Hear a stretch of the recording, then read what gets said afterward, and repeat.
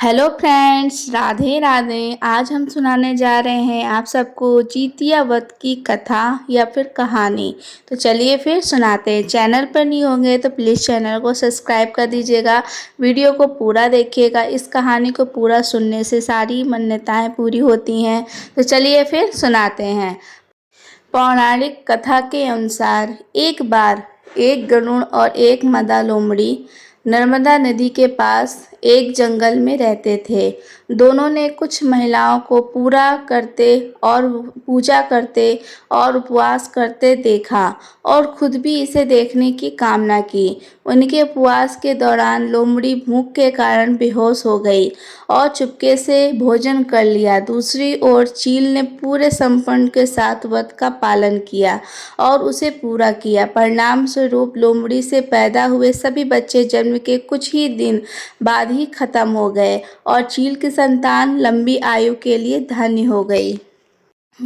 इस कथा के अनुसार जमुत्रवाहन गंधर्व के बुद्धिमान और राजा थे। जमुत्रवाहन शासक बनने से संतुष्ट नहीं थे और परिणाम स्वरूप उन्होंने अपने भाइयों को अपने राज्य की सभी जिम्मेदारियां दी और अपने पिता की सेवा के लिए जंगल में चले गए। एक दिन जंगल में भटकते हुए उन्हें एक बुढ़िया विलाप करती हुई मिलती है। उन्होंने बुढ़िया से रोने का कारण पूछा। इस पर उसने इसे बताया कि वह सांप नागवंशी के परिवार से है और उसका एक ही बेटा है।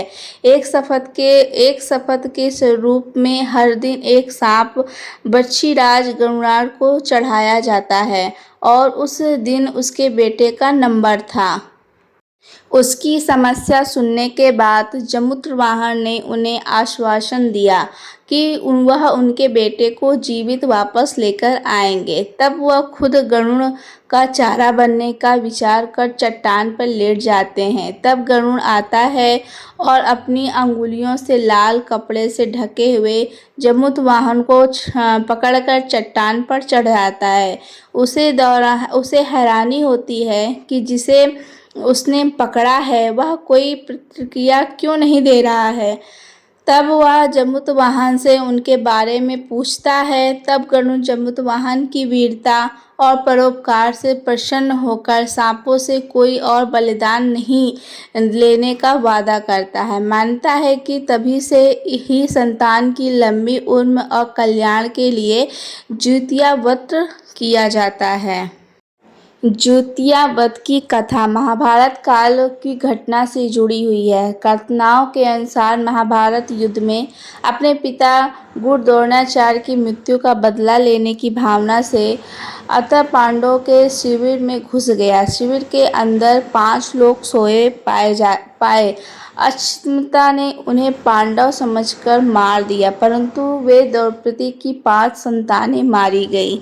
उसके उपरांत अर्जुन ने अश्वत्थामा को बंदी बनाकर उसकी दिव्य मणि उसके माथे से निकाल ली।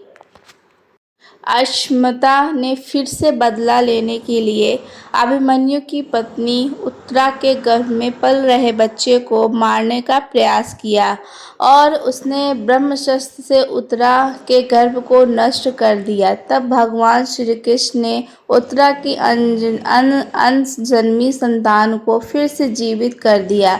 गर्भ में मरने के बाद जीवित होने के कारण उस बच्चे को जीवितपुत्रिका के नाम से भी जाना जाता है। तब उस समय से ही संतान की लंबी उम्र के लिए जितिया व्रत रखा जाने लगा। ये थी जितिया व्रत की कथा। इस व्रत को सारी माएँ अपने बच्चे के अच्छे स्वास्थ्य और लंबी उम्र के लिए रखते हैं। अगर आपको कथा अच्छी लगी हो तो वीडियो को प्लीज़ ज़्यादा से ज़्यादा शेयर करिएगा। कमेंट में हर हर महादेव ज़रूर लिखिएगा।